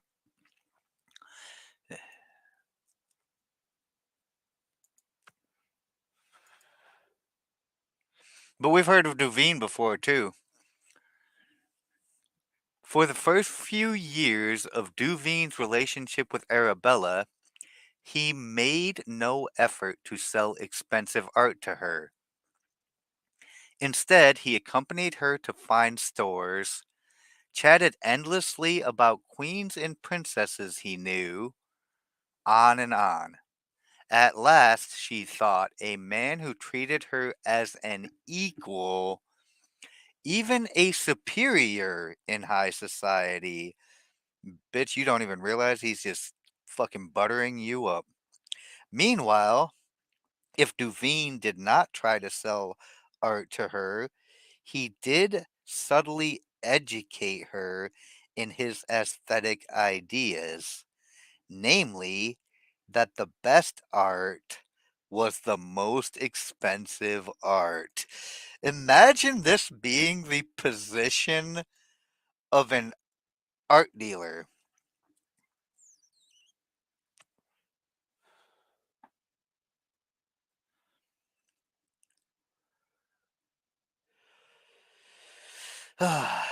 Imagine an art dealer trying to sell the aesthetic that the most expensive art is the best art. Go figure. And after Arabella had soaked up his way of seeing things, Duveen would act as if she always had exquisite taste, even though before she met him, her aesthetics had been abysmal. Well, by whose standards? You, the art dealer's standards? Of course. When Collis Huntington died in 1900, Arabella came into a fortune. She suddenly started to buy expensive paintings by Rembrandt and Velasquez, for example, and only from Duveen. Years later, Duveen sold her Gainsborough's Blue Boy for the highest price ever paid for a work of art at the time. An astounding purchase for a family previously had shown little interest in collecting. Yes, I mean, who couldn't have seen this coming? It looks like, well, I will be honest with you, Squab. I've had one tooth pulled too. They gave it back to me. They didn't keep it. But yeah, no. Art dealers are not selling art for fun. Dumbass. Interpretation. Joseph Duveen instantly understood Arabella Huntington and what made her tick. She wanted to feel important. At home in society, intensely insecure about her lower class background, she needed confirmation of her new social status, and she needed it desperately. Duveen waited. Instead of rushing into trying to persuade her to collect art, he subtly went to work on her weaknesses. He made her feel that she deserved his attention not because she was the wife of one of the wealthiest men in the world, aka a mark, but because of her own special character, also because she's the mark. And this completely melted her. Duveen never condescended to Arabella. Rather than lecturing to her, he instilled his ideas in her indirectly. The result was one of his best and most devoted clients, and also the sale of the Blue Boy. People's need for validation and recognition, their need to feel important, is the best kind of weakness to exploit. First, it is almost universal. Second, exploiting it is so very easy. All you have to do is find ways to make people feel better about their taste, their social standings, their intelligence. Once the fish are hooked, you can reel them in again and again for years. You are filling a positive role, giving them what they cannot get on their own. They may never suspect that you are turning them like a thumbscrew.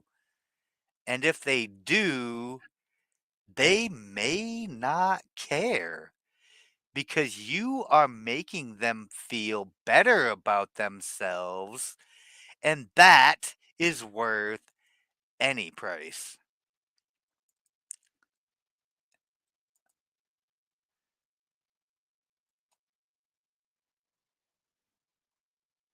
Okay, so hmm, they rarely make the level of art they used to. Those sculptures were really something. Well, modern art is trash in general. Like I don't I think the best modern artist of our time is Mr. Bob Ross, and he painted the same damn landscape 20,000 times with slight variations in the color palette. I love art. Today's crap isn't art. Yes, correct. The pyramids were art, right? No, the pyramids were tombs, not art. No, they weren't for art. What about Stonehenge? That as well, also not art. I mean, it's a modern marvel, and it's beautiful in its serenity, just like the pyramids. Don't believe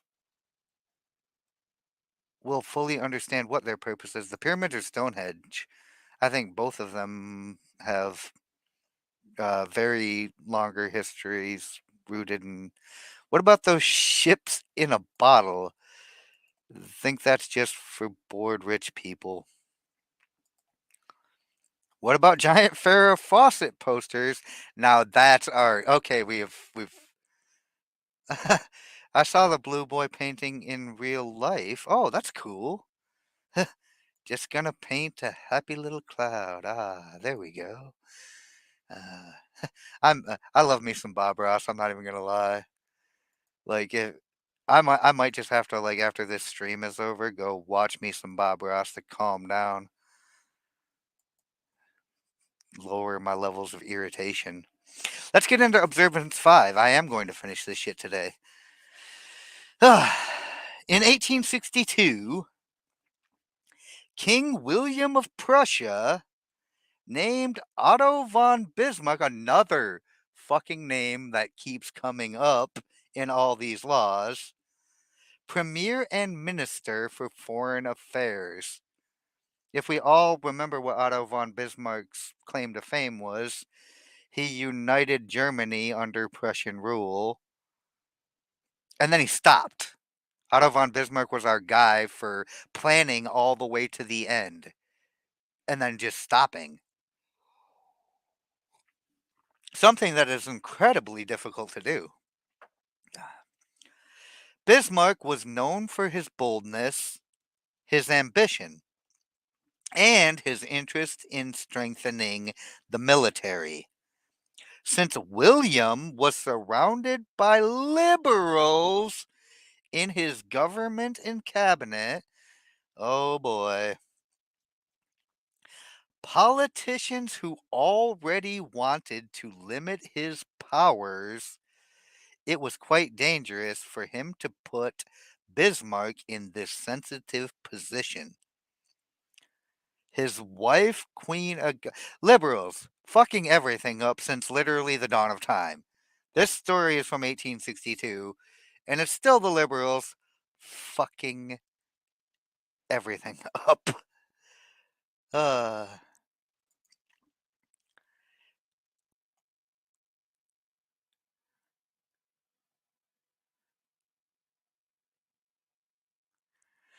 Making happy, obedient little slaves. Yeah, I mean, the key to enslaving people is you make them walk into get them to voluntarily walk into the cage.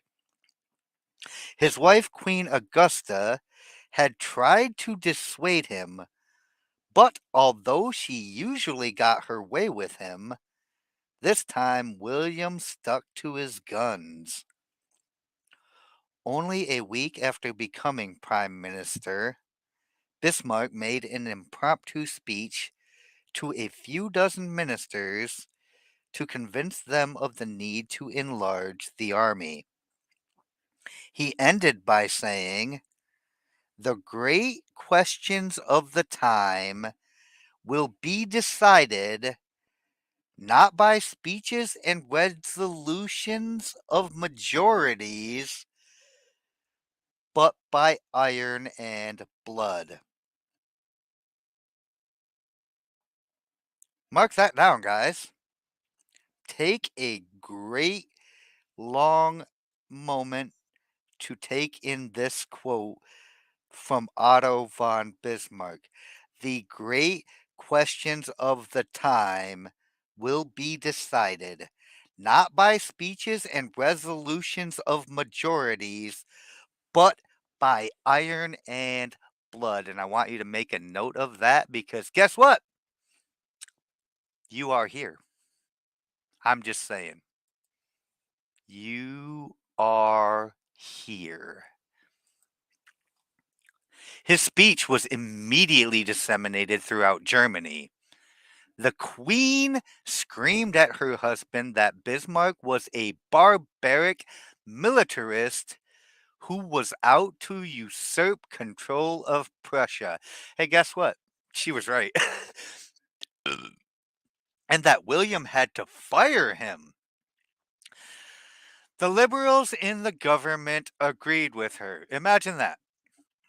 The outcry was so vehement that William began to be afraid he would end up on a scaffold like Louis XVI of France if he kept Bismarck on as prime minister.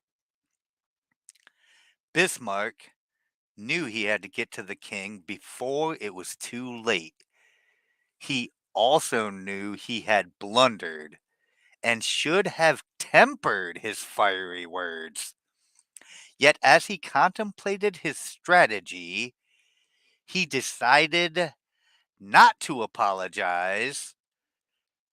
Never apologize, by the way. You will never win by capitulating to these people. But to do the exact opposite, double down. Bismarck knew the king well. When the two men met, William, predictably, had been worked into a tizzy by the Queen. He reiterated his fear of being guillotined. But Bismarck only replied, "Yes, then we shall be dead. We must die sooner or later. And could there be a more respectable way of dying? I should die fighting for the cause of my king and master. Your Majesty would die sealing with your own blood your royal rights granted by God's grace. Whether upon the scaffold or upon the battlefield makes no difference to the glorious staking of body and life on behalf of rights granted by God's grace." On he went, appealing to William's sense of honor and the majesty of his position as head of the army. How could the king allow people to push him around? Wasn't the honor of Germany more important than quibbling over words? Not only did the prime minister convince the king to stand up to both his wife and his parliament, he persuaded him to build up the army, Bismarck's goal all along. Oh, he got suckered. He got suckered beautifully. beautifully. I like Earth. I think God did a pretty good job with that one. You haven't seen God's other works of arts. He he told us we're his chosen children, but didn't say we were his only project. I don't think we broke ourselves, my friend. I think we've always been broken. We were made in his image, but I mean, I'm not going to get into a whole religious theology debate with Squaw Bob and Mike Gohagan right now. That would be super counterintuitive, and we're already still a long way out. You guys, stop dragging me down them damn rabbit holes. Interpretation. Bismarck knew the king felt bullied by those around him. He knew that William had a military background and a deep sense of honor, and that he felt ashamed at his cravenness before his wife and his government. William secretly yearned to be a great and mighty king, but he dared not express this ambition because he was afraid of ending up like Louis XVI, where a show of courage often conceals a man's timidity. William's timidity concealed his need to now show courage and thump his chest. Bismarck sensed the longing for glory beneath William's pacifist front, so he played to the king's insecurity about his manhood, finally pushing him into 3 wars and the creation of a German empire. Timidity is a potent weakness to exploit. Timid souls often yearn to be their opposite, to be Napoleons, yet they lack the inner strength. You, in essence, can become their Napoleon, pushing them into bold actions that serve your needs, while also making them dependent on you. Because when you're the true source of power and you toss them right into the deep end, they will not be able to survive or thrive there without you.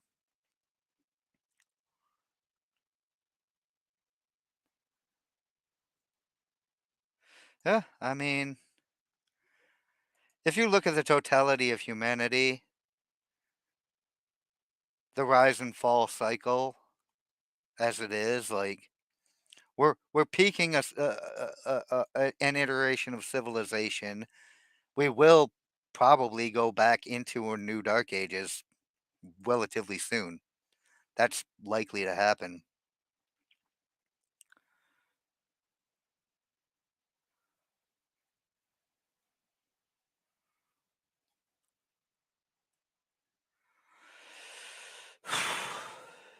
Hopefully, we can preserve the knowledge and we can come out of this next dark ages quicker than a 500-year cycle. Because the last time we were in the dark ages was about 500 years. Image. Oh, wait. Remember, look to the opposites and never take appearances at face value, mostly because people use their outward appearance to try to convey the opposite of their true nature. Image. The thumbscrew. Your enemy has secrets that he guards, thinks thoughts he will not reveal, but they come out in ways he cannot help. It is there somewhere, a groove of weakness on his head, at his heart, over his belly. Once you find the groove, put your thumb in and turn him at will. Authority. Find out each man's thumbscrew. 'Tis the art of setting their wills in action. It needs more skill than resolution. You must know where to get at anyone. Every volition has a special motive which varies according to taste. All men are idolaters, some of fame, others of self interest, most of pleasure. Skill consists in knowing these idols in order to bring them into play. Knowing any man's mainspring of motive, you have, as it were, the key to his will. Gracien, again, with the most poignant and just direct, perfect, perfect assessment. Preserve the knowledge might make a decent presidential campaign slogan. I mean, I actually shudder at like how little knowledge is being preserved physically. Everything's digital now, thus making it all capable to be wiped out so quickly. Nobody like makes physical books anymore. Okay, holy shit, we did make it to the end. Since I skipped all the bullshit punch-ins. We're at the reversal. Hopefully we're at the reversal for all of it. No keys to power? None? Huh, okay. No keys to power, guys. Reversal. Playing on people's weakness has one significant danger. You may stir up an action you cannot control. In your games of power, you always look several steps ahead and plan accordingly. Plan all the way to the end. And you exploit the fact that other people are more emotional and incapable of such foresight. But when you play on their vulnerabilities, the areas over which they have least control, you can unleash emotions that will upset your plans. Push timid people into bold action, and they may go too far. Answer their need for attention or recognition, and they may need more than you want to give them. The helpless, childish element you are playing on can turn against you. Oh, ain't that the fucking truth? I've done this accidentally by giving attention to somebody who I thought just needed, like, somebody to lean on for a while because they were going through some shit. Next thing you know, they're leaning on you and leaning on you and leaning on you harder and harder and harder. And before you know it, you become the support system that holds up their entire universe. And when you're like, ah, this is not what I ever intended to be, boom, crashing down. 'Tis best in that regard not to put yourself in that position. The more emotional the weakness, the greater the potential danger. Know the limits to this game, then, and never get carried away by your control over your victims. Yeah, excuse me. You are after power, not the thrill of control. So this was a very, very, very straightforward little law. It felt longer than it actually was. I'm glad I skipped all the stupid inserts because a lot of them are awful. I mean, unreadably awful. But yeah, this was a very straightforward law. Learn what their weaknesses are, and you will know how to exploit them. Be careful because this shit can backfire. Anyone got any final thoughts? The 3 people still watching on YouTube, the 17 of you, shout out to the Rumble gang watching over there on the Rumble side of the platform. I'm glad people are actually like listening to me because I really want this to grow into something. I don't know. Maybe I don't even want to grow shit on Rumble anymore. Uh, my favorite Rumble creator is going to talk updates in Rumble policy on Monday. Maybe they're starting to lose their shit. I wouldn't be surprised.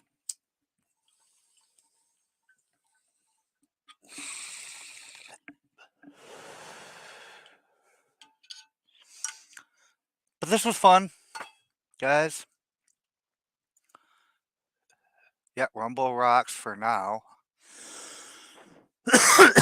Although Rumble is subject to the same type of legislative action that any of these other big tech companies are subject to when the government starts passing laws to limit what you can and can't say on social media, or to make you put your name on your internet access. So for now, Rumble is the place to be.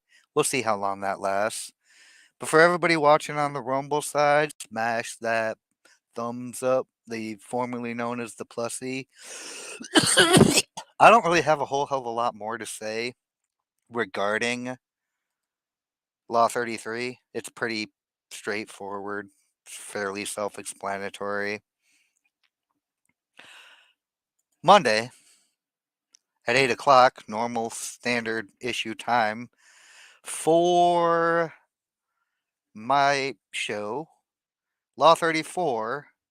Be royal in your own fashion.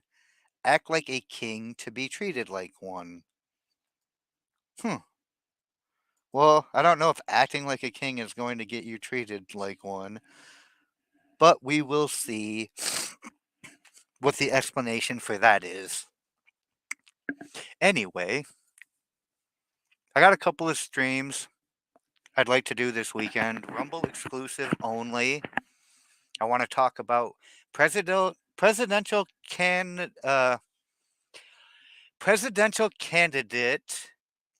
Vivek Magasunami, I believe is what I just heard him called. And I'm like, that's the most ridiculous name I've ever heard for this guy yet. And I was the one who first started calling him candidate Obama Swami, which I thought was hilarious. And when somebody said MAGA Tsunami, I'm like, oh, fuck out of here. I'm going to use that too. And I also want to do a musical feature on one of my favorite artists. I'm not sure if anybody in my crew is actually going to be interested in any of that, but if you are, and if I get around to doing it, if I'm not in too much damn pain or too short of time or patience, uh, that'll be going down this weekend. If not, I will catch y'all back here on Monday, Law 34. We're going to learn how to be kings. We was kangs and shit. So everybody bring your crowns and your scepters and your royal cloaks and robes, and I will see you back here at the latest Monday evening. Until then, everybody, like if I don't see you this weekend, have a wonderful weekend. Be safe out there. I know it's like blizzarding like over half the world and shit right now. Or at least half the world I'm aware of. So stay warm, stay safe. Don't drink and drive. Don't stick your dick in crazy. Never pet a burning dog. It's getting crazy out there, y'all. Buckle up. Buckle up and stay strapped or get clapped. I will see you all at the latest on Monday. This is Darth